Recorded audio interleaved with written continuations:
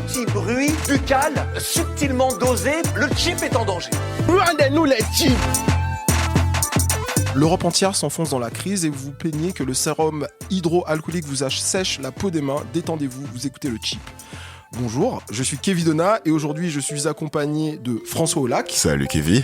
Mélanie Wanga n'est pas là, elle est confinée. Non, en fait, elle est en week-end. On l'embrasse. Mais à la place, on a une invitée de marque, Lose and the Yakuza Without the Yakuza. Yes. Ton album devrait sortir cet été. Yes. Et tu vas nous parler de ton travail et de ton parcours en long, en large et en travers. On a plein de trucs, on a plein de questions. Ouais. On a des trucs, on veut des réponses. Mais avant ça, on va commencer par notre rubrique phare, le trash iconique.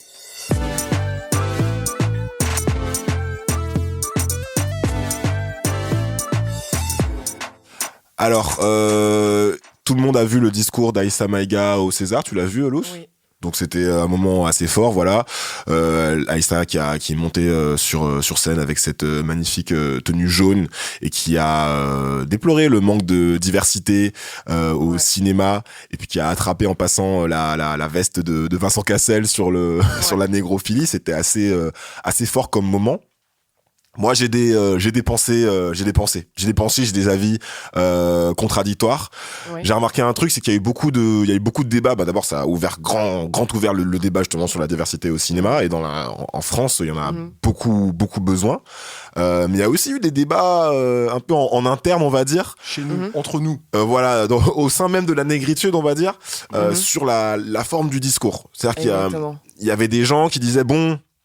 On est tous d'accord sur le fond, on est tous d'accord sur le fait que Aïssa Maïga a raison et que ce qu'elle a fait c'était super courageux. Ouais. Et en même temps, il y a eu des divergences en mode bon, est-ce que sur la forme elle aurait dû le faire comme ça ? Est-ce qu'elle s'est bien exprimée ? Est-ce qu'elle s'est bien... Ouais, moi je pense que c'est aussi c'est une forme qui fonctionne avec des gens, mais pas la majorité malheureusement. Ouais, voilà. Enfin, elle a fait un choix. Elle a fait un choix. Elle a fait le choix de ce ton-là, quoi. Voilà, elle a fait le choix de ce ton-là, souriant, enfin faussement souriant. Elle rit jaune finalement. Ah, jaune.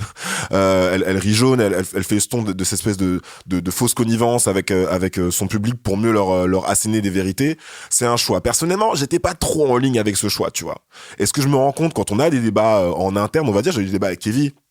J'ai eu des débats avec Mélanie, j'ai eu des débats avec d'autres amis noirs. C'est que bon, on se range tous à cette espèce de loi tacite, tu vois, qui existe, de faire le front commun. Yes. Tu vois ce que je veux dire ? C'est-à-dire que bon, ben voilà, ok, on n'est peut-être pas tous d'accord sur les moyens d'agir, mais déjà c'est super courageux ce qu'elle a fait, faut encore le rappeler. Elle a raison et surtout, ce qui compte c'est la fin, quoi. C'est que ce qu'elle a dit, on n'a pas 10 000 occasions, on va dire, de s'exprimer et de faire des statements, des affirmations aussi fortes dans l'espace médiatique. Exactement. Et donc il faut les saisir. Et je trouve que c'est un problème en fait dans les questions de représentation. Yes. C'est-à-dire que quand tu fais partie d'une communauté qui est pas forcément représentée dans la parole, n'est pas forcément très présente dans la culture mainstream, et dont la parole lorsqu'elle est présente dans la culture mainstream, c'est-à-dire rarement, n'est pas très respectée. Ouais. On a ce truc où en gros on a interdiction de s'auto-critiquer entre nous et justement de faire ce front commun face à l'adversité, entre guillemets. Voilà, l'adversité, la majorité, on va dire. Ouais. Et moi, ça me saoule. Kevin. Ouais, moi là, je suis à peu près d'accord avec tout ce que tu dis, avec comme bémol le fait que si tu es celui du groupe minoritaire qui vient dire oui mais c'était pas exactement parfait, je suis pas d'accord et je te donne pas le droit de parler en notre nom, l'adversité justement va dire ben voilà c'est exactement l'exemple que je donne, c'est l'exemple qui me marque aussi, c'était pour les Césars mais c'était pas Aïssa Maïga mais c'était la tribune de Virginie Despentes. Il y a Natacha Polony, donc journaliste, éditorialiste à Marianne, qui a dit que la tribune de Despentes était trop violente, trop agressive, etc. Et donc du coup, tous les médias très à droite ont félicité Natacha Polony comme la femme qui critique la femme qui a pris position sur une question. Enfin voilà, et je disais, tu te retrouves instrumentalisé. Ouais, et en fait, sur la question noire, tu peux te retrouver exactement à la même chose, être invité chez Valeurs Actuelles pour dire alors vous n'êtes pas d'accord avec Aïssa Maïga, dites-nous en. Tu vois, et moi, ça me saoule parce qu'en fait, ça crée une sorte d'impossibilité d'avoir une autocritique et puis une parole un peu nuancée. Moi, j'envie un peu les blancs qui, tu vois, ils ont une gauche, ils ont une droite, ils ont une extrême gauche, ils ont même le droit d'avoir une extrême droite, ils ont même le droit d'avoir des extrêmes, tu vois, qui disent des trucs un peu hardcore et problématiques et un peu antidémocratiques. Tu vois, nous on n'a pas ce luxe, tu vois, il y a pas d'extrême droite noire, enfin. Non, il y en a pas. Non, il y en a pas. Il y en a pas. Et du coup, tu vois, Marianne qui se clash avec Le Figaro, qui soutient Valeurs Actuelles, etc. Nous, on n'a pas ça, tu vois. Et je trouve que c'est un problème. Et je rêve du jour en fait où on pourra, tu vois, où on aura la liberté de s'auto-critiquer entre guillemets. Après, on devrait l'avoir. Hein. Moi, si je peux me permettre, mon opinion, même si ce n'est que mon opinion, comme je le dis souvent, par rapport à ce discours, moi, j'étais pas du tout d'accord avec la façon dont c'est. Genre, à aucun moment, je vais me dire que ce ton-là correspond à un ton. En fait, quand tu t'exprimes à beaucoup de gens, qu'ils soient blancs, noirs, orange, vert, whatever they are, à partir du moment où tu t'exprimes à beaucoup de gens dans un certain contexte, là, on n'est pas dans le contexte de l'humour. C'est pas des gens qui ont payé pour être, par exemple, un spectacle d'humour. Donc, il y a toute une partie de ce discours qui est un peu, comme tu dis, un peu rire jaune. Et tu vois que les gens qui reçoivent ce message sont stupéfaits. Ils sont pas. C'est pas le message qui les choque. C'est la façon dont le message est donné. Peut-être et finalement, genre quand je regarde avec du recul, je me dis, bah tant mieux parce que du coup, on en parle aujourd'hui et je pense qu'on n'est pas les seuls. Tu vois, c'est qu'en fait, cette façon d'amener ce ton-là, cette façon d'avoir amené les choses, fait que tout le monde s'est questionné. Mais malheureusement, on n'est pas du tout en train de parler de son fond. Tu vois, là, on n'est pas du tout en train de parler de ce qu'elle a dit. Et je pense que c'est ce que beaucoup de gens ne font pas. C'est peut-être ma faute aussi, tu vois. C'est peut-être moi qui ramène ça. Ah non, moi, je lisais les commentaires et tout. Et je suis super d'accord avec le fond de ce qu'elle dit. La façon dont elle le fait, c'est pas que je suis pas d'accord, c'est juste que quand on communique, on doit communiquer aux gens qui sont en face de nous. Par exemple, si je parle à un enfant, je vais utiliser un certain vocabulaire. Si je parle à mes potes de la street, je vais parler à un certain vocabulaire. Je parle à un prof de français, je parle à un certain vocabulaire. Je parle à mes parents, j'utilise un certain vocabulaire. Je vais pas parler à mes parents comme je parlerais à un enfant de 4 ans. Tu fais du code switching. Exactement. Ça veut pas dire que je change qui je suis, tu vois, mais c'est juste, tu t'adaptes à ton public. Et je pense que le langage qu'elle a pris, c'est pour vulgariser et abréger, hein, le langage qu'elle a pris n'était pas nécessairement adapté à son audience. Tu vois, parce que visiblement ils n'ont pas compris. Et je pense qu'à la fin d'un discours ou à la fin d'une prise de parole, le but c'est qu'on comprenne ce que tu as voulu dire. Et là on s'est trop attardé sur la forme. C'est comme quand quelqu'un est en colère. Tout le monde va dire ouais mais en même temps c'est un ouf, il s'est énervé. Alors que peut-être le mec il disait les plus grandes vérités de l'humanité, mais c'est parce que l'humain est comme ça, tu vois. On va s'attarder sur la forme, là où le fond est peut-être voilà. Et ça détourne tout la suite, ouais, tu vois. Ouais. Les gens quand tu vois des batailles entre potes, celui qui s'est énervé, ce sera toujours celui qui a tort. Alors que peut-être pas. Tu vois, peut-être que ça n'a rien à voir. Tu vois. Clairement. Mais on préfère se dire ah mais non, regarde, il a pété un câble, ça veut dire qu'il a des trucs à se reprocher alors qu'il n'y a rien à voir, tu vois. Parce que l'être humain est comme ça. On va retenir à la forme tout le temps. Surtout quand ça nous arrange. Ouais. J'en ai parlé avec une pote. Et elle m'a, parce que j'étais un peu froissé par ce truc-là, parce que je me suis rendu compte à ce moment-là qu'on avait un problème. Et elle m'a dit très justement que, en fait, elle me dit François, voilà, on n'a pas beaucoup de jetons, tu vois, d'expression en public, et c'est con d'utiliser tes jetons en fait pour pinailler en gros sur la forme du discours d'Aïssa Maïga, alors que en fait 80% de ce qu'elle a fait c'est le fond. Faut pas oublier qu'elle est sortie ensuite de la salle en même temps qu'Adèle Haenel. Faut pas oublier qu'elle était avec les manifestantes après la cérémonie. Donc faut pas oublier tout ça. Et donc voilà. Exactement. Je ferme cette parenthèse et je rétablis le front commun.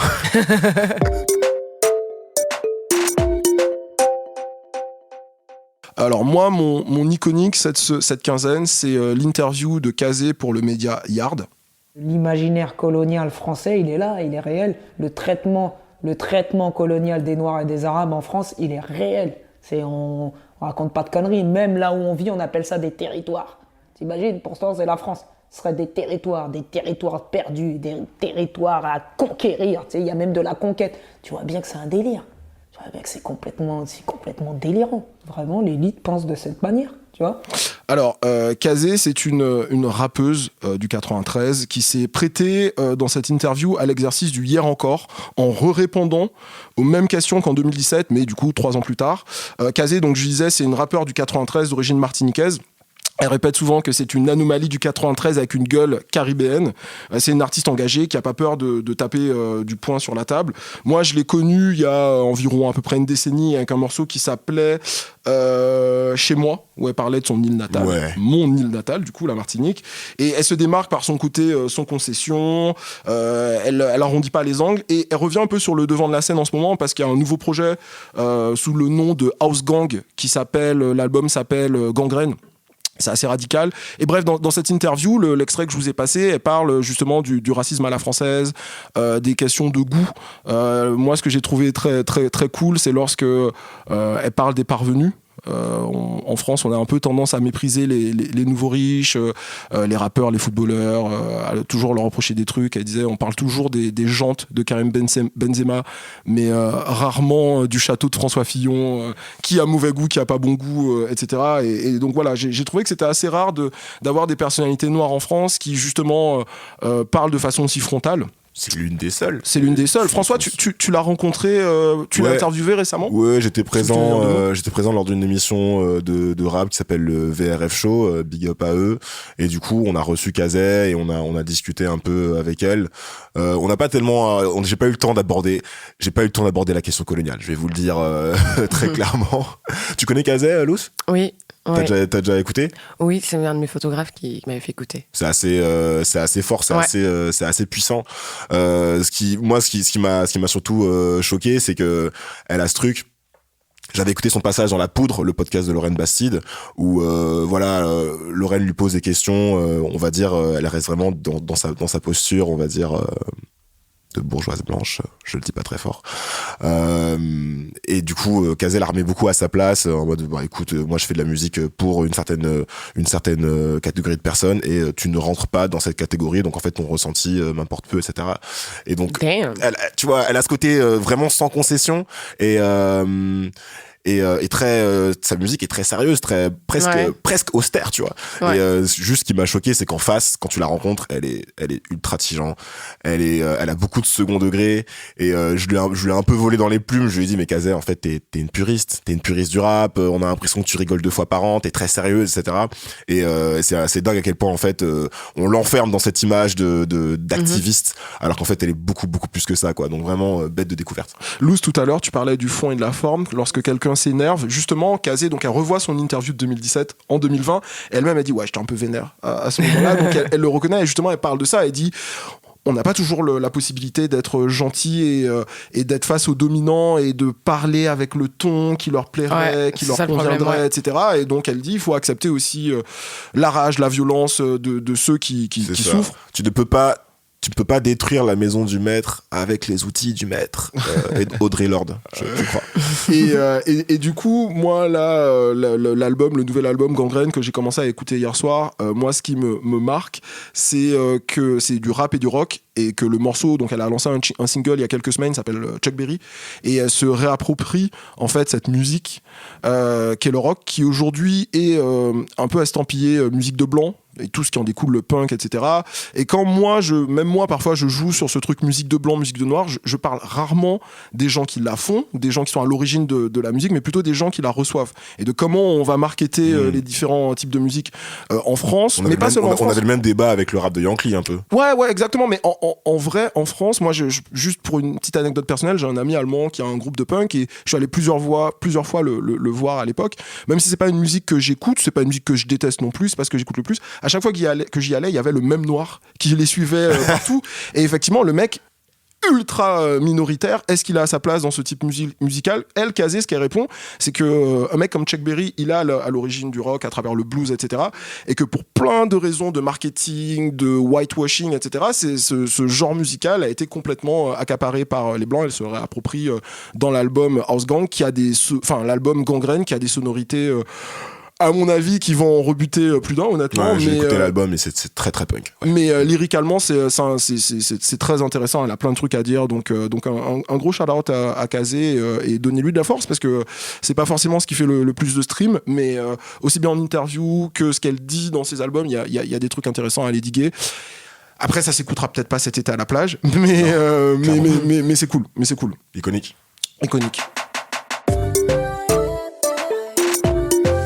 Luce, parlons de toi un petit peu. Ah, let's go. On est très content de te recevoir dans le Chip. Merci beaucoup. Je pense qu'on va parler de pop culture, on va parler de musique noire, d'identité, yes. Et on fait plein d'anglicismes nous aussi. Donc je pense qu'on est fait pour s'entendre. Yes sir. J'ai beaucoup aimé ton morceau Tout est gore. Merci j'ai beaucoup. Beaucoup aimé le côté un peu trap. Merci. Sur les côtés au milieu. mais t'es pas encore très connu pour l'instant, en tout cas Yes. chez nous en France. Même si ça fait longtemps que tu fais de la musique, t'es ce qu'on peut appeler une artiste émergente. Est-ce que tu peux me parler un petit peu, juste comme ça, en quelques mots, de ton parcours d'abord, musical? Musical. Alors, donc j'ai commencé à écrire quand j'avais 7 ans, 6-7 ans, un truc comme ça, 8 ans. En fait, dès que j'ai appris à écrire à l'école, j'ai commencé à écrire. Et j'ai commencé à chanter au même moment, peut-être même avant. Et j'ai continué comme ça, et puis j'ai lu... Et vraiment, j'écrivais énormément. J'écrivais genre 10 textes par semaine, genre énormément de textes. Et puis, j'ai eu mon bac. Et là, j'ai commencé ma carrière. Je me suis dit, je vais commencer. J'ai enregistré mes premiers tracks. Et puis, j'ai sorti 7 EP en 3 ans. Et puis, il y a 2 ans, j'ai commencé mon album en mai 2017. Donc, en fait, maintenant, c'était à 3 ans, presque.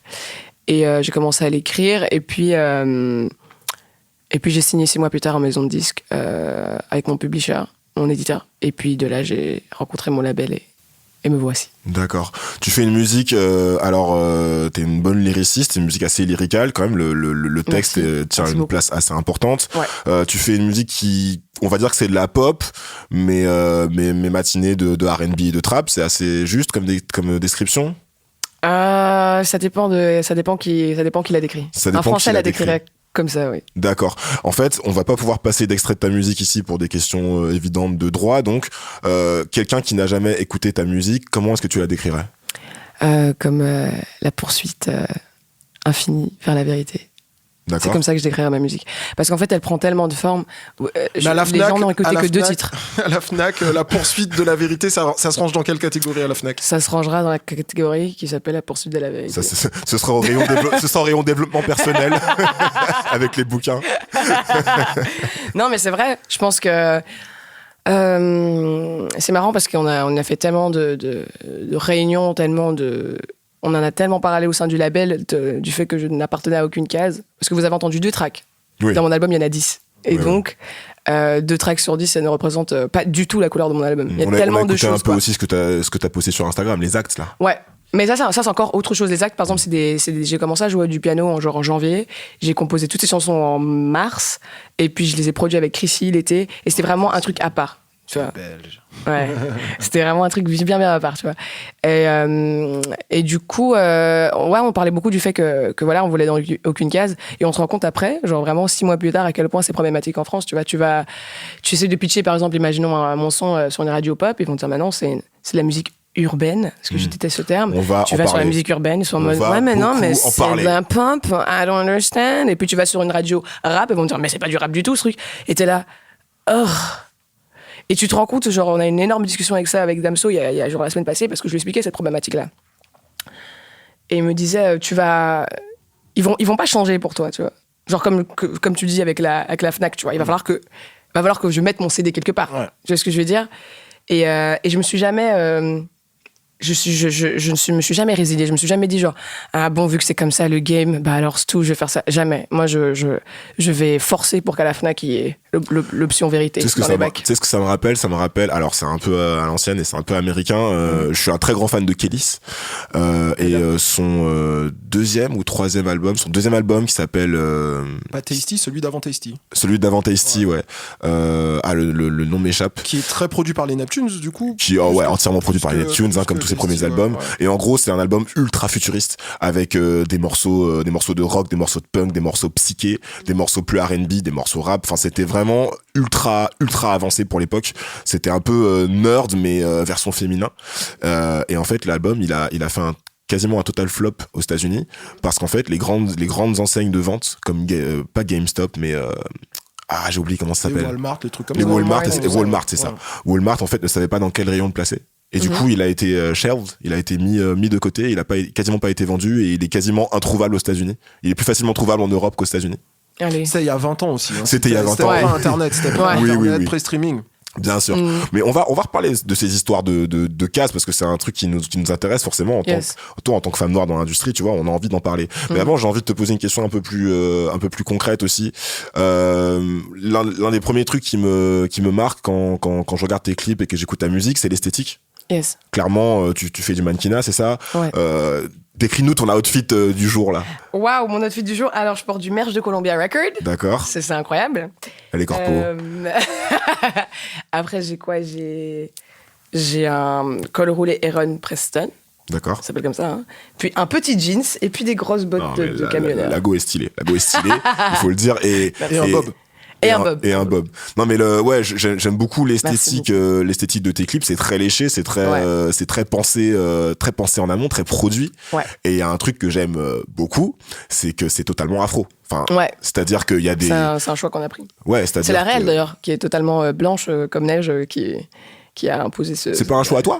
Bah, en fait, dis-toi que c'était mon choix. Genre, j'ai pensé à ça, mais après, je suis tellement pour la diversité que je me disais, ouais, non, ça va être chelou. Moi, je veux représenter la diversité parce que c'est ça qui me manque, c'est la diversité. Je veux pas que des noirs, mais je veux la diversité Il dans y a le que monde. des noirs dans ton clip. Et puis finalement, elle m'a répondu gentiment. Elle m'a dit, ouais, mais le problème, c'est qu'il y a aucun noir.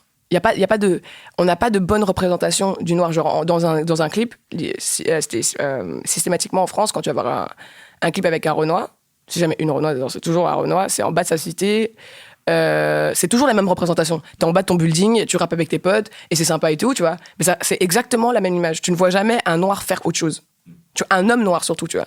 Les hommes noirs sont un peu aussi bloqués dans cette espèce d'image qui imposée par la société et qui s'impose tout seul parce qu'ils se disent ouais bon je vais pas commencer à porter ça et ça. Je veux dire même les stylistes ils ont du mal à habiller les mecs des cités parce que les mecs des cités sont en mode non il me faut mon complet, putain mon ensemble Adidas parce que sinon je vais passer pour tu vois alors que c'est en mode what the hell. Quand tu vois Migos par exemple qui c'est des mecs tout autant de la street, ils ont passé un cap juste au niveau du stylisme. Ouais. Ils sont là avec des pattes def, en fait ils ont une liberté qu'il n'y a pas du tout en France tu vois surtout dans le rap où les gens tu vois ils sont dans leur carré quoi. Et puis donc elle m'a dit voilà on en a réfléchi vraiment c'était une grosse discussion et on n'arrêtait pas de réfléchir et tout ça et moi je me disais ouais comme on en est en fait on est juste sous-représenté. Je voulais montrer genre un black excellence entre guillemets de ouf tu vois c'est dire On aime bien cette la meuf expression, elle est ouais. fraîche talking about myself les mecs sont frais tout le monde est frais tout le monde danse bien. Je voulais que vraiment que même si tu n'aimes pas les noirs, t'es obligé de te dire ça c'est frais, tu vois. Quand on- En cachette chez toi, tu vois. Quand, si tu regardes. quand on regarde les petites vidéos que tu as postées, donc les actes Yes. que tu as postés sur Instagram, donc Yes. t'es accompagné de plusieurs de tes amis, Mhm. Crazy, donc de la Fuentes, rappeur producteur belge qu'on aime beaucoup, Iseu aussi qui est ta bonne pote. Yes. Et quand je regarde les visuels, c'est très coloré et puis il Ouais. y a des afros. Il Ouais. y a des nattes, il y a des tresses, Ouais. il y a des durags. Ouais. C'est important pour toi. Ah ouais, de ouf, c'est important parce qu'en fait c'est ce qu'on est, tu vois. Je veux dire moi avant que ce soit la mode, on était déjà comme ça, tu vois. Je veux dire aujourd'hui depuis que l'appropriation culturelle fait fureur, on paraît se joindre à un mouvement de mode alors qu'à la base non, tu vois. Je veux dire les cornrows, que ce soit les nattes, les bantu notes, ce que nos parents nous faisaient quand on était petits parce qu'ils avaient le seum contre nos cheveux parce que impossible à traiter et qu'on restait pas assis plus de 5 minutes quand ils nous tressaient et tout, eh ben c'est juste notre culture quoi. Et qui est en fait la culture en plus c'est marrant parce que moi j'ai grandi en Afrique. La culture en tout cas du Rwanda où j'ai fait mon adolescence, c'était hyper fort le hip-hop américain, donc t'avais du coup toute cette culture de dourag que les hommes mettaient vraiment dans les clips et tout ça. Et puis à la maison, tu voyais ta mère avec un dourag, mais ça avait toute une autre. C'était pas pour le style, c'était vraiment pour tu vois aplatir C'était ses cheveux, utilitaire, c'était quoi. utilitaire, tu vois. Et pour plein de trucs comme ça, on était dans cette espèce de gros mélange parce que la culture, le hip-hop américain a énormément influencé la culture en Afrique. Tu vois. Ce qu'on ne parle pas beaucoup de ça, hein, mais les Afro-Américains ont influencé aussi énormément. Ça va dans les deux sens. Ouais, ça va dans les deux sens aussi, tu vois. Et surtout dans la dégaine, comment les gens se tiennent, parce qu'ils ont un peu défini le hip-hop auquel beaucoup de gens se sont identifiés au fur et à mesure les années qui ont suivi. Mais c'est clair que je porte beaucoup d'attention à l'esthétique. Parce que aussi, comme tu as dit tout à l'heure, we don't have a lot of shots. Tu vois ce que je veux dire? Oui, t'as je peux pas beaucoup pas d'espace. faire 4 clips éclatés et puis venir avec un clip frais. Parce qu'en fait, je vais passer pour quelqu'un. On va pas me donner le même forgiveness qu'on va donner à un blanc, tu vois. Ouais. On va me donner la même évolution, tu vois. Moi, je sais que je l'ai dit dans plein d'interviews et chaque fois les gens ils twistent mes mots, enfin tu vois dès que tu dis blanc ou noir les gens ils ont un peu flippé un peu, surtout en France. En Belgique c'est pas comme ça, tu vois. En Belgique le débat culturel il est déjà il est vraiment ouvert, tu vois. Genre il y a en fait à Bruxelles, pas en Belgique hein, mais à Bruxelles il y a tellement d'arabes, tellement de noirs que vas-y tu vois, les gens ils ont l'habitude, tu vois. Mais ici c'est vrai que c'est un peu plus touchy. Est-ce que vous avez cette même culture au niveau de la musique et du mainstream, tu vois? Nous en France, on a Il y a pas d'industrie en Belgique, donc il y a pas Ah ouais? ce sera pas la même. Il y a Bah, pas d'industrie. parce qu'en fait, le truc, c'est qu'en France, on a une culture de l'invisibilisation. Par exemple, cette année, aux Victoires de la musique, on a supprimé la catégorie musique urbaine parce qu'on a estimé qu'il y avait encore trop de noms blancs dans la musique. Donc on s'est dit, vas-y, on va nettoyer. Et on a cette culture, C'est vrai, ça, il n'y a pas eu cette année. Il y en a Pourquoi? pas eu. C'est quoi la raison? Je ne sais pas. Parce qu'on pouvait faire gagner l'homme pâle ailleurs, donc du coup, c'était pas la peine de faire une catégorie musique urbaine, je pense, je sais pas. Non, je sais pas, mais on a ce truc, si tu veux, où la musique noire, je veux dire hors rap, hein. La musique noire hors rap, ça va être les tubes de l'été venant de la world music, ça va être Magic System ou à l'ancienne Kumba Gawlo. Ouais. Et sinon, on a cette magnifique invention française qui s'appelle le zouk. Donc on a des gens comme Francky Vincent, et puis on a plus récemment on a Maître Gims et Aya Nakamura, tu vois. Ouais. Mais ce qui est marrant, c'est que du coup, on a grandi avec des figures noires, tu sais, qui sont à la fois des modèles parce qu'ils ont quand même percé, et en même temps c'est un peu des figures repoussoires. Tu vois, Francky Vincent, tu peux pas résumer le zouk à Francky Vincent. Non, je te parle de la représentation mainstream. Tu vois, ce que je veux dire, c'est qu'on a grandi en France avec des figures noires où ok, Francky Vincent il existe, mais en fait on n'est pas très content de l'avoir parce qu'il représente une caricature. Ça, c'est le problème de ce qui a été mis en lumière. En tout cas, comment... Toi, en Belgique, est-ce que t'as grandi avec des... en Belgique, il y a personne. Il n'y a pas de figure noire de la musique belge? Non, bien sûr que non. Non, je dirais, à part Stromae, parce qu'ils aiment bien dire qu'il est noir, mais il est pas du tout noir. Stromae, il est métis, tu vois. Balogi.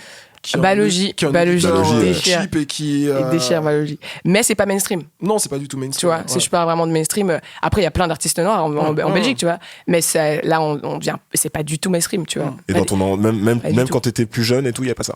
Non, pas du tout. En plus, j'ai pas vraiment grandi en écoutant la musique locale belge parce que j'étais au Rwanda, tu vois. Et au Rwanda, c'était vraiment la France qu'on écoutait et les États-Unis. Et en Belgique, après, quand j'avais 15 ans, non, les exemples noirs, elle n'avait pas. Hein. J'ai une petite question sur le Rwanda.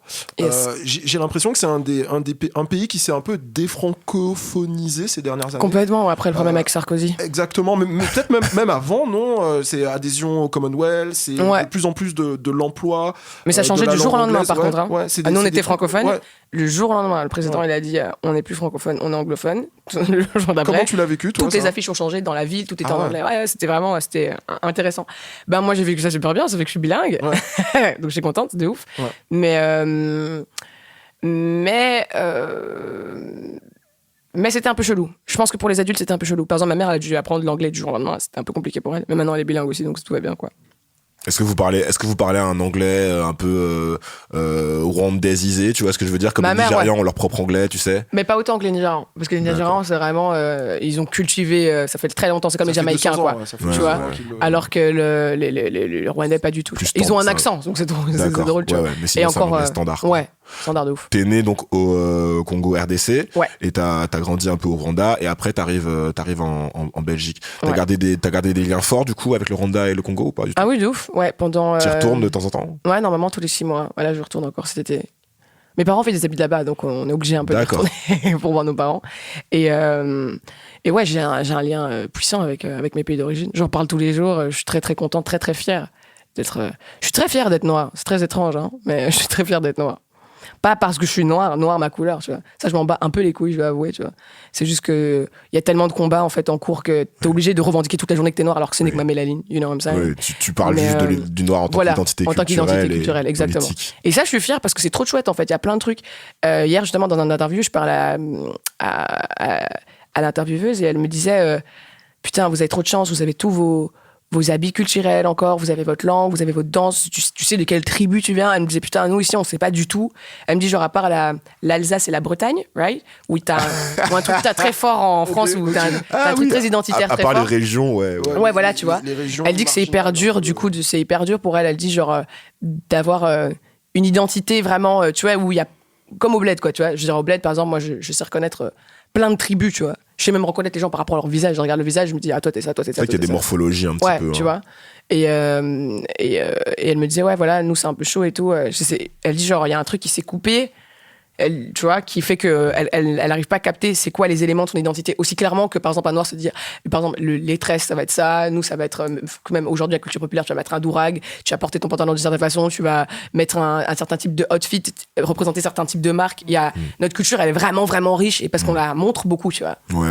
Et elle dit qu'il y aura une certaine différence et c'est vrai que c'est vraiment que je pense à ça. J'avais lu un article super intéressant sur l'appropriation culturelle qui disait qu'en fait il y a beaucoup de personnes blanches qui consciemment ou pas se rendent compte que la culture blanche est une forme d'acculture, tu vois, d'acculturation.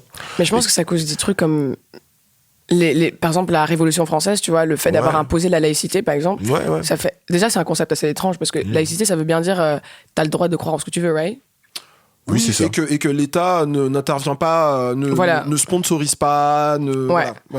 Mais après, tu vois, t'as le droit de faire ce que tu veux, mais pas vraiment, tu vois, parce que tu peux pas arriver, par exemple, à l'école avec ton voile, tu peux pas mettre ta croix et t'es en mode... Oui, la laïcité en pratique n'est pas la même qu'en tu vois, théorie en France. juste ça fait que t'as une espèce de brainwash commun à partir du moment où plus personne n'a le droit de montrer sa religion. La religion, c'est une identité vraiment puissante. Hein. C'est parce que dans ta façon d'être, par exemple, si tu prends un musulman qui est arabe, tu vois, il aura une façon, genre, sa culture va être hyper intense, tu vois, la façon dont il va se coiffer ses cheveux, dont sa barbe va être faite, dont c'est son outfit, tu vois, sa djellaba, son truc, ça va être vraiment puissant, tu vois. Et à partir du moment où tu neutralises cette personne au niveau de sa religion, il va devenir quelqu'un de totalement différent de quand il était religieux, tu vois. Dans le concept, tu peux faire ce que tu veux, mais après, dans l'application, le problème, c'est que tu peux pas vraiment faire ce que tu veux. Moi, je pense que le débat, le nombre incalculable, franchement, vu de la Belgique, bien sûr. c'est sidérant le nombre de débats que vous avez à la télé sur le port du voile, sans une seule femme voilée pendant le débat. On est là. Mais pourquoi ils en ont autant quelque chose à foutre? C'est un débat moins hystérique en Belgique. Ah mais c'est même pas un hystérique débat, du tout. C'est même pas un débat. En fait, il y a tellement de femmes arabes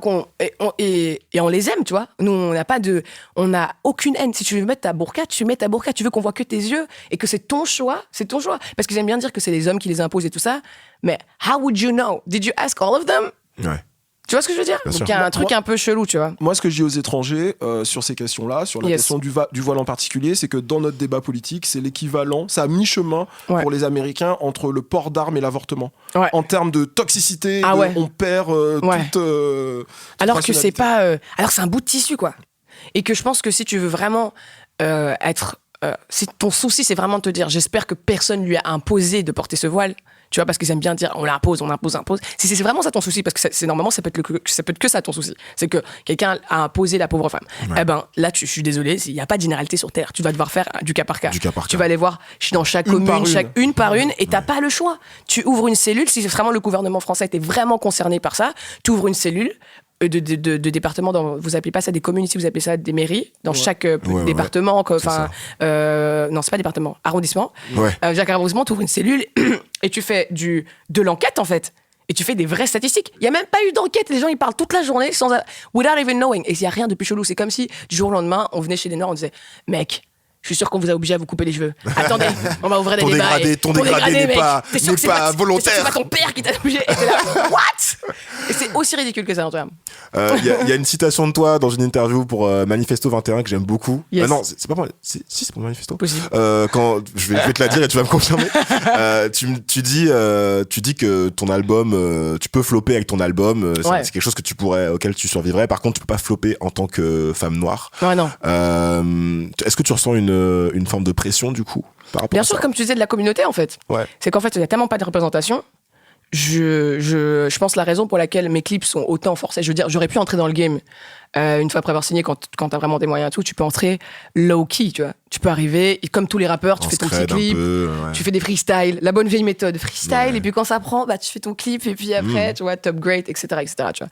Et, mais j'ai pas le choix, en fait. On n'a aucune, mais en Belgique c'est très grave, et en Europe c'est très très grave, on a une représentation de femme noire, Aya Nakamura, qui fait un style de musique avec un style de visuel et une façon de prendre sa parole. Et ce que je trouve cool, c'est qu'en plus toi tu forcément on va te comparer à elle parce que toute la journée. mais ce que je trouve cool, c'est que du coup Aya Nakamura, elle fait ce que je vais appeler de la musique noire, même si bon, la musique noire est en train de devenir une nouvelle pop, tu vois ce que je veux dire. Et ce que j'aime beaucoup, c'est que toi en fait tu challenges les barrières musicales parce que tu es comme ta pote Ise, t'es une femme noire qui en plus le revendique, mais qui revendique aussi le fait de faire de la pop en fait, enfin une musique qui se rapproche plus de la variété. Tu traînes avec Pomme, tu écoutes du Kate Bush, et même si t'as des éléments de trap et de R&B dans ta musique, tu fais pas de la musique, on va dire, aussi marquée urbaine qu'Aya Nakamura, quoi. Non, pas du tout. Après, ce qui est assez étrange, c'est vraiment français, cette façon de voir. Tu vois, par exemple, moi, mon projet, on l'a développé un peu partout.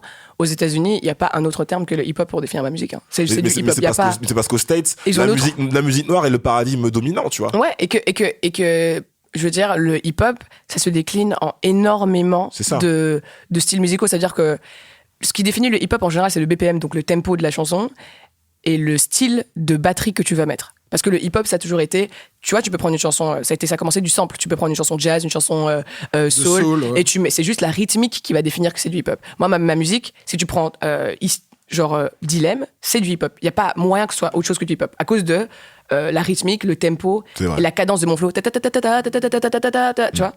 Ce qui va faire la confusion en France, c'est que la mélodie, elle est trop bien calée, entre guillemets. C'est-à-dire que la mélodie, elle va pas être assumée parler pendant le couplet. Tu vois, elle va être très mélodique, en fait. Tu vois, il va y avoir beaucoup de mélodies. Et la mélodie du refrain, c'est ça qui fait qu'on dit que c'est de la pop. Le dan, ta, da, da, ouais, exactement, qui est très chanson française de ce na, tu vois. Et là où aux États-Unis, ils vont juste se dire, vas-y, c'est du hip-hop et on va la mettre aussi dans la catégorie hip-hop, en fait, parce que le refrain fonctionne bien et on va pousser le truc comme ça. Ici, il y a une énorme confusion, tu vois, de se dire, attends, mais si elle a kické, le son, il ressemble à du hip-hop, mais en même temps, c'est ça. Et il y a toute cette problématique, en fait, où tu vois que les gens veulent vraiment définir le morceau, tu vois. T'es consciente. Vas-y, excuse-moi, Kevin. Louz, j'ai envie de te répondre, c'est de ta faute. Parce que quand t'arrives, tu dis, bonjour, c'est Caris et Dalida. En même temps, dans la même personne. Donc du coup, bah oui, il y a de la confusion. C'est un compliment, tu vois, mais tu pourras arriver avec peut-être quelque chose de... Et en fait, ça vient à mon point suivant, c'est que sur la question noire, quand j'ai entendu parler à ce sujet-là, je me suis un peu reconnu, parce que tu parles beaucoup de ce sujet-là, mais en même temps, quand tu ouvres un peu ton univers, tu racontes que tu es une passionnée de culture japonaise. Ouais. Sauf que quand tu arrives dans un contexte où il y a une sous-représentation des femmes noires, etc., tu parlais tout à l'heure de ton envie de mettre de la diversité en avant, mais que pour des raisons de tempo, de contexte, etc., tu dois mettre cette partie noire plus en avant que ça. Est-ce que tu as l'impression de devoir, du coup, renoncer à des choses qui, toi, peut-être, te plaisent autant que ce que tu dois faire et ne pas pouvoir en parler? Ah, bien sûr. Et encore une fois, parce que être noir, t'as tellement pas de chance et y a tellement pas de visibilité que j'aurais pu faire un clip, par exemple, où c'est mixte. Le problème, c'est que je vis dans un monde où 99% des clips qui vont sortir, il n'y a que des blancs. Il n'y a pas de noirs dans les clips, tu vois. Genre, si tu prends les clips qui sortent en France, des personnes mainstream, il y a que des blancs tout le temps. Des danseurs noirs vite fait. Exactement, en fond derrière, exactement, tu vois. Ou alors le noir... politiquement correct. Il faut mettre un noir et un asiate et c'est bon, ton clip est divers. Un noir, un métis. Ou un métis. Pas déconner non mais plus. après, ils voient même pas la différence entre un métis et un noir, tu vois. Moi, par exemple, hier, j'étais avec, par exemple, ma styliste et elle me dit, vas-y, essaye ce truc. Et je lui dis, mais dedans, il y a une doublure couleur chair. Et mais la pas couleur ma chair. Et elle me dit, non, ma pote brésilienne, elle a essayé hier et tout, t'inquiète, ça se voit pas. Je dis, mais ta pote brésilienne, elle est pas noire. Elle est littéralement colorblind, en fait. Puis elle me dit, non, et tout, elle est noire, je te jure, elle est vraiment foncée. Et j'essaye le truc. Je lui dis, regarde la différence. Parce que du coup, elle voit, elle fait, ah ouais, merde. Ah ouais, putain. Alors du coup, t'es plus foncé qu'elle. Et je vois, après le soir, la photo de la brésilienne en question, quand je vois sur son post, je me dis, mais enfin, genre, à quel moment t'as cru que moi et elle, on avait la même complexion? Et je me dis, et ça arrive super souvent qu'on confonde un noir et un métis. Et je me dis, mais ça a des années-lumière. Genre, un peu moins de. Après, ça. Mais genre, vraiment métis clair, tu vois. La question de la race, c'est aussi la question d'où tu parles, dans quelle société tu c'est parles. vrai. Ouais, et par race, exemple, c'est un concept fluctuant. Si tu reviens à l'Europe, là, moi, je sais que quand je suis arrivé ici, il y a une quinzaine d'années, que je commence à parler des questions de colorisme ou même, tu vois, de trucs de complexion. Les gens, ils saignent du nez. Ils font, les gars, franchement, je vous conseille de pas vous prendre la tête avec ça. Pour nous, vous êtes un peu tous les mêmes. Ouais, vous êtes un peu donc, tous noirs, de toute façon. Voilà. Alors que le débat, il est vraiment différent. Tu vois, à chaque fois que je dis d'ailleurs qu'il n'y a pas vraiment de femmes noires dans l'industrie, c'est en mode, il y avait quand même Beyoncé, Rihanna, et t'es en mode, non, pas du tout. Je veux dire, historiquement, justement, les Beyoncé, Rihanna, au niveau de leur couleur de peau, elles ont toujours été les noirs qu'on accepte, tu vois. Genre, ça a toujours été ceux qu'on se dit, bon, ok, eux, ça va, tu vois.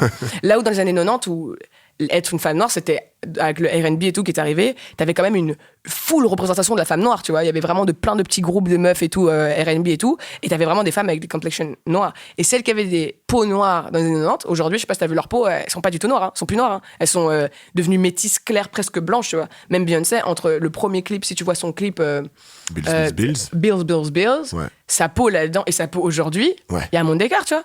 Et je pense que c'est parce que déjà les produits de beauté sont éclaircissants, il y a plein de trucs, même si tu veux pas te éclaircir la peau, tu dois faire attention à plein de choses, surtout aux États-Unis où c'est un peu le choco words, tu vois, où t'as vraiment, je pense que t'as pas vraiment le choix. Moi, quand je vais dans les boutiques afro et tout à Bruxelles, t'as tout un rayon qui est vraiment genre obviously mis en place en mode ici tu peux te claircir la peau, tu vois. mais va à Château-Rouge, aussi, va à Château-Rouge à c'est Paris, aussi. tu vas trouver ça Et- aussi. et- Tu vas faire gaffe à tout ça dans tout ce qui est promo, shoot, etc. Tu sais, tu vas militer contre le airbrushing, tu sais, le Photoshop, tout ce qui éclaircit la peau, machin. Tu fais Ah ouais, gaffe à non, ça. je fais hyper attention, Dans les clips genre. aussi, l'éclairage, tu fais gaffe à ça, tout ça. Ah ouais. Mais après, j'ai de la chance parce que ma réalisatrice, Wendy Morgan, Ouais. et elle a vraiment compris mon propos et mon Elle est envie de sensible à ça. représenter positivement des Noirs, en fait. Et on te laisse faire. On te laisse faire. Mais Ta maison de disques aussi te Ouais. laisse faire. Ouais. C'est dingue. Parce que Et ils sont tous d'accord, c'est ça le pire. Je pense qu'au début, il y avait je pense que je suis la première artiste à autant revendiquer ma noirceur. c'est vrai qu'Aya Nakamura, ce que tu disais, Kevin, avant qu'on enregistre l'émission, c'est qu'elle a plutôt tendance à botter en touche dès qu'on l'interpelle sur la blackness, tu vois. Ouais, c'est vrai qu'elle parle pas beaucoup de ça. Et après, c'est parce que c'est tellement dur. Je peux pas l'en dangereux, vouloir. c'est relou. tellement dangereux. Préparer Et que, de ouf. tu- T'as des trucs à exactement, perdre, tu dois quoi. être. Et en plus, on demande. Tu vois, le noir qui doit parler de ça. On te demande d'être lettré, on te demande de t'articuler d'une certaine façon, on te demande beaucoup de choses si tu veux parler de la cause noire. Tu vois, je vais pas juste venir et dire oui, je pense que les noirs. Et puis après, tous tes mots vont être tenus contre toi. C'est comme ce qu'on te dit à la police quand t'arrêtes, là, tu vois. Tout ce que tu vas dire va réellement être tenu contre toi, tu vois. Quand t'es noir, c'est Pour de vrai, hardcore. de vrai. Donc moi, je peux comprendre pourquoi elle baille vite les questions quand, tu vois, parce que moi, je l'ai jamais vu Aya Nakamura tenir un statement aussi.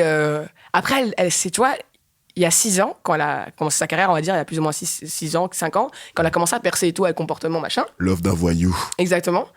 C'était une époque où c'était encore très bresson pour une femme noire d'apparaître. Elle était la première. Ouais, Ça veut dire que elle, c'est comme tu vois quand tu vois les pop stars aujourd'hui comme Billie Eilish, Ouais. qui peuvent dire dans toutes les interviews, je suis dépressif, je suis au bout de ma vie, j'ai envie de me suicider.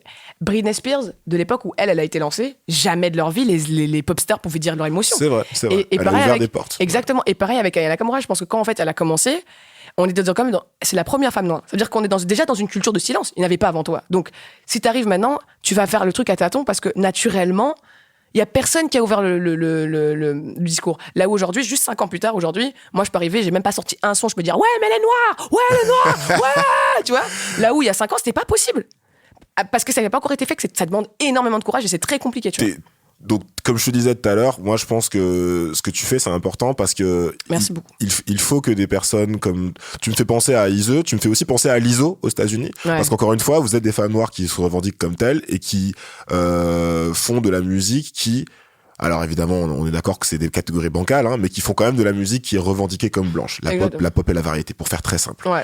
Donc t'es au courant qu'en France et dans d'autres pays, tu vas être, enfin il faut que les personnes noires rentrent dans ces espaces-là, tu vois, Ouais. dans les panthéons de la chanson française comme on dit, Ouais. tu vois. T'es au courant quand même qu'en France et dans d'autres pays, on va te foutre des bâtons dans les roues et on va te mettre des cases, par exemple. Peut-être qu'au victoire de la musique en France la prochaine fois, on voudra te mettre dans la catégorie musique urbaine. Ouais. Et comme on va après supprimer la catégorie musique urbaine, tu seras peut-être pas au victoire de la musique. Ouais. Alors je dis ça en déconnant, mais tu vois ce que je veux dire? Est-ce que t'as Mais peur de ça? complètement. Non, j'ai pas peur de ça. Moi, je pense que même aux États-Unis, la bataille n'est pas finie. Ça fait combien d'années que Drake se plaint de dire pourquoi vous continuez à me nominer pour le meilleur album urbain alors que je fais de la pop. Lui, il a dit comment tu peux être numéro 1 du Billboard? Genre, ta musique est populaire, gros. C'est-à-dire que pop, ça veut juste dire populaire. Ça veut pas dire blanc, ça veut pas dire noir, ça veut juste dire ta musique est populaire. C'est la musique que les gens écoutent le plus. C'est ça que ça veut dire. Tu vois? Donc, à partir du moment où Hot Like Bling commence, ça veut dire comment c'est possible que tu sors un album avec ce track et tu gagnes pas 10 Grammy, en fait? C'est pas possible. Ça veut dire qu'il y a une espèce de conspiration underground de chelou, tu vois. Et ça fait des années qu'on la vit, tu vois. Et je pense qu'en France, on est vraiment à l'aube du débat. Je veux dire, là-bas, ça fait des années qu'ils font. T'as vu leur discours qui tiennent, genre quand tu vois Tyler the Creator, ce qu'il a dit, genre en mode arrêtez de dire qu'on fait de la musique urbaine comme si maintenant on est dans les villes. Et oui, bah, mais ils sont plus dehors, ils sont dedans. Tu vois, maintenant on doit les nommer par un style architectural parce que urbain, ça ne veut dire que ça. Tu vois, hyper chelou, tu vois. Je me dis où tout le monde a une espèce de. Je veux dire, les Noirs, on a décidé qu'on faisait du hip-hop, ça s'appelle comme ça, et le blanc nous a dit. Ok, c'est de la musique urbaine. Et tu lui dis non, c'est du hip-hop. Il disait ok, pas de souci, musique urbaine. Et Si tu dis what the hell, tu vois. si la Fnac demain elle met ton album dans la musique urbaine, tu fais quoi? Tu réagis comment? Je prends mon cash Et tu et je change les choses. Ouais, de Parce l'intérieur. Ouais, de l'intérieur, parce qu'en fait, t'as besoin de moyens et de collaborateurs. Et comme tu disais, j'ai beaucoup de chance d'avoir un label qui me soutient de ouf, tu vois. Et je pense que, justement, j'ai une équipe qui défie beaucoup la chronique. Quand tu vois, tu te dis, OK, je suis quand même chez Columbia Records, en France. Quand tu vois les autres artistes, tu vois, on est C'est quand pour même ça sur que du je Julien c'est pour ça que je Doré, suis- c'est sur pour ça que du je suis étonné de la Jane et tout. liberté que mais t'as. Mais parce qu'ils ont pris le pari. Et je pense que ça a été...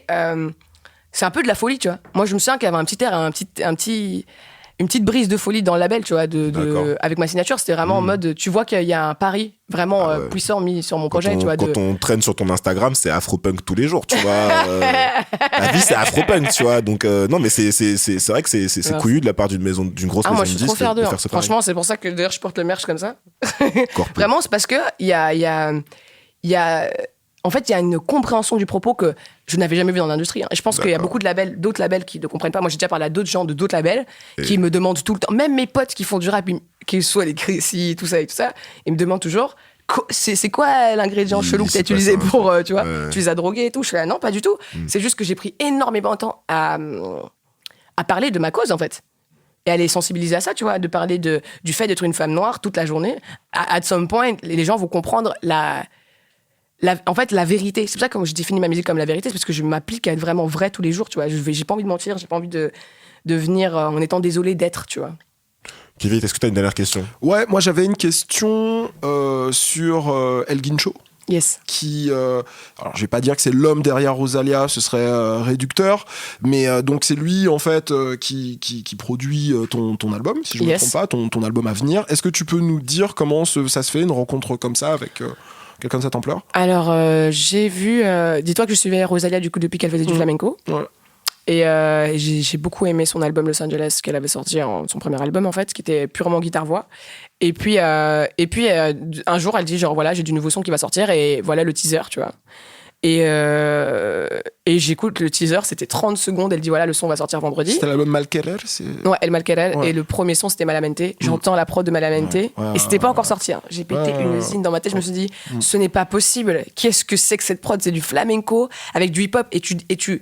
Et t'entends parfaitement le flamenco et t'entends parfaitement le hip-hop. Je me suis dit, c'est de la drogue. Genre, who did this? Tu vois. Et puis j'ai cherché. Et puis j'ai envoyé à mon éditeur et à mon label. J'ai dit, c'est avec lui que je vais travailler. Au début, ils ont un peu rigolé en mode, what are you talking about?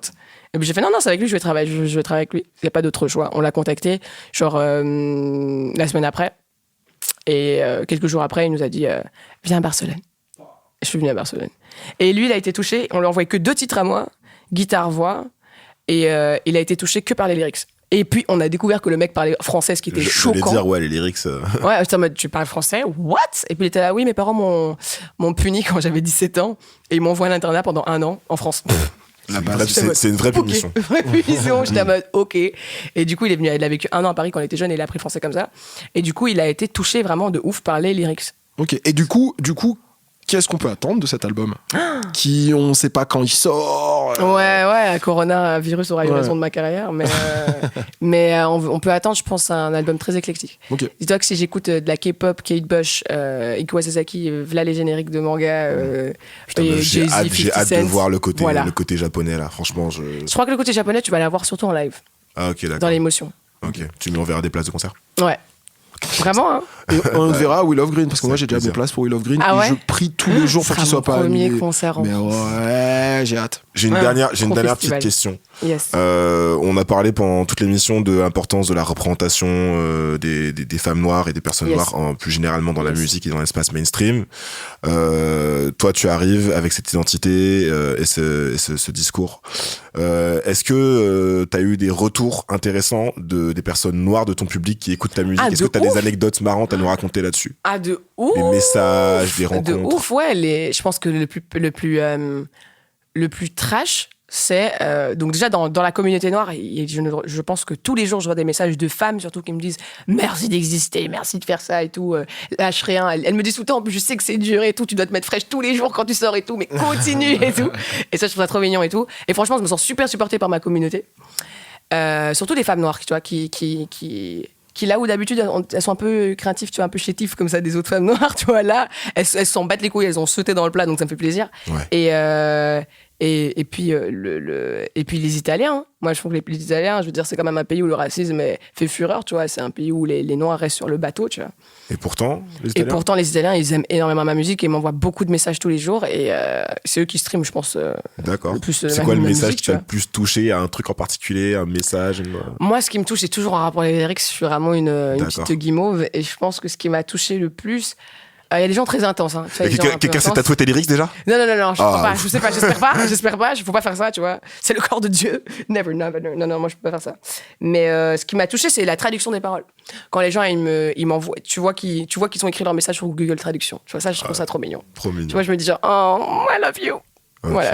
En tout cas, Luce, je vais faire la même chose que toute la communauté. Du coup, c'est je vais te mettre une grosse pression sur les épaules en mode maintenant que t'es là, t'as intérêt à représenter. Parce que ouais, j'espère que je vais pouvoir bien le faire. J'espère que je vais jamais devenir chelou, tu vois. On te regarde. Merci. Tapis dans l'ombre. On te souhaite le succès que tu mérites. Merci Moi, j'avais compris que la promo de ton album, c'était un peu sous le signe, sous l'égide de bousculer des mamans. C'est ce qui ouais, je peux pas le dire. Je peux le dire. Mais oui, tu peux. C'est niquer le game. Mais voilà. Niquer le game. Mais c'est tout ce qu'on te souhaite. C'est tout ce qu'on te souhaite. Scénario. Tu restes avec nous 5 minutes. On fait les recommandations. Yes.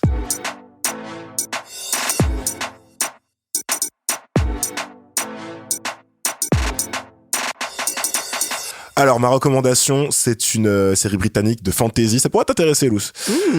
Qui est tirée d'une série de livres pour ados. Écrit par Mallory Blackman. C'est un nom qui s'invente pas. C'est une femme noire. Mallory Blackman. Tout à fait, Mallory Blackman. Donc, ça s'appelle Notes and Crosses. Le postulat de Notes and Crosses, c'est une question très simple. Et si c'était l'Afrique qui avait colonisé l'Europe? Let me remind you of a certain truth. There is strength in difference. Things are never gonna change, are they? You can keep a secret, can't you? Crosses will be exposed for what they are. The Nords are content to see our culture swept away. Every time I see you, there she is too. Alors je vous explique un peu le postulat. On est à Londres au 21e siècle, donc depuis 700 ans, il y a l'Europe qui est sous la coupe d'un empire colonial qui s'appelle Africa. Bon bah en gros c'est l'Afrique, hein, c'est simple. Enfin dans la série en gros l'Afrique, pour faire simple, c'est une sorte de Nigeria fictif, hein, parce que clairement les fringues, les dégaines, etc. Ouais. C'est le Nigeria. Voilà. L'Angleterre du coup s'appelle Albion, comme son nom la perfide à l'ancienne, Albion la perfide. Et donc ils vivent sous un régime ségrégationniste, c'est-à-dire que les blancs qui s'appellent les Notes, donc Notes en anglais ça veut dire néant, donc les blancs sont appelés les Notes, et donc c'est une communauté marginalisée, victime de racisme et de violences policières. Putain, c'est ouf cette série. Évidemment, exclus des lieux de pouvoir et des lieux économiques. Et les Noirs s'appellent les Cross. Donc les Crosses, c'est la majorité dominante qui est privilégiée politiquement et économiquement. Et donc en fait, la série, c'est une sorte de drama racial et politique, et puis dystopique, où donc c'est une histoire d'amour interdite entre deux amis d'enfance. Donc un blanc du ghetto, dont un des amis est victime de violences policières dans le premier épisode, et une jeune femme noire riche et privilégiée qui fait des études à la fac, etc. C'est sur HBO? C'est produit par la BBC. Et tu peux le trouver sur les sites de streaming. Et dont le père, donc, à la jeune femme, est ministre de l'Intérieur d'un gouvernement de droite. Donc tout répression, tout sécuritaire, c'est un peu imaginez le daron, c'est un peu Brice Hortefeux de la série version africaine. Et donc c'est une Angleterre du coup où tout est inversé, c'est-à-dire que les codes de l'élégance sont africains. À la télévision, dans les affiches, dans les pubs, on ne voit que des personnes noires. Et les pansements pour les peaux blanches n'existent pas. Et donc les femmes de chambre les femmes de chambre sont blanches et elles se prennent des petites réflexions en mode dites donc vous êtes un peu clair de peau. Vous voyez des petites réflexions entre guillemets racistes. C'est pas raciste hein. Exactement. Et donc voilà, la série et tout l'univers de la série est basé sur cette espèce d'inversion des valeurs qui est super intéressante. Alors c'est pas non plus d'une subtilité absolument incroyable. Faut pas oublier que c'est tiré d'une série fantasy pour ados, etc. C'est de la young adult literature. Donc voilà. Mais ça reste quand même super intéressant dans l'esthétique. Évidemment, c'est très bien produit. Quand la BBC se met à la production, on sait que c'est assez quali. Les acteurs sont très bons. La BO aussi est très soignée. Et donc voilà, rien que pour l'univers. J'espère. Rien que pour l'univers, franchement, ça suffit un peu à piquer la curiosité. Donc voilà, c'est pas une série qui est disponible en France, mais vous la trouverez sur les sites de streaming en sous-titré anglais. Voilà, si vous avez du mal un peu avec l'accent britannique. Notes and Crosses, je vous recommande vraiment ça fort. moi, ma recommandation cette semaine. Alors, première chose, c'est que souvent on me dit que mes recommandations sont un peu reloues. Tu vois, des documentaires, oui, c'est un truc sur le sacrement d'Haïlé Sélassié, empereur d'Éthiopie, c'est chiant. Donc du coup, je vais vous recommander de la télé-réalité. Sauf que depuis quelques semaines, dans ma timeline et mes amis et partout, j'entends parler de Love is Blind. J'ai cru que t'allais recommander The Circle, franchement, je suis déçu. Télé-réalité de Netflix, mais en fait, j'ai pas vu Love is Blind. C'est pas ce que je regarde en ce moment. En ce moment, je regarde un truc beaucoup plus honteux qui s'appelle Love Island, qui est la première télé-réalité de Prime Video d'Amazon. C'est l'adaptation d'une télé-réalité anglo-saxonne avec des célibataires qui se regardent, se séduisent, se rejettent, etc. Et en fait, pourquoi je vous en parle, c'est parce que justement, il y a le début d'un couple de Black Love. Souvent, dans les trucs français, on essaye d'envoyer les meufs racisées vers les mecs blancs et inversement. Et les meufs noires sont absolument absentes. J'ai jamais vu une meuf noire en télé-réalité française. Figure-toi que là, il y a une candidate qui s'appelle Raynande, qu'on découvre donc parmi les 5 premières femmes, et chacune, elles doivent choisir un mec. Et à chaque fois qu'on leur présente un mec, Raynande, elle veut 2 personnes. Donc les 5 premiers mecs, elle en veut pas.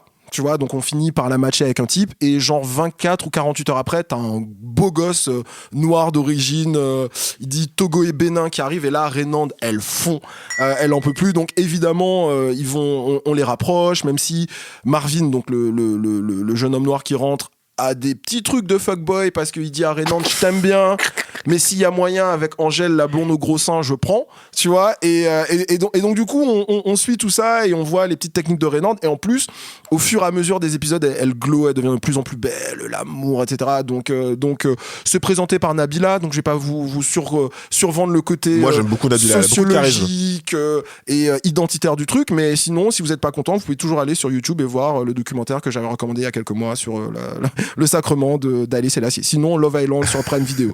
Voilà, c'est tout pour moi. Conclusion, c'était le cheap.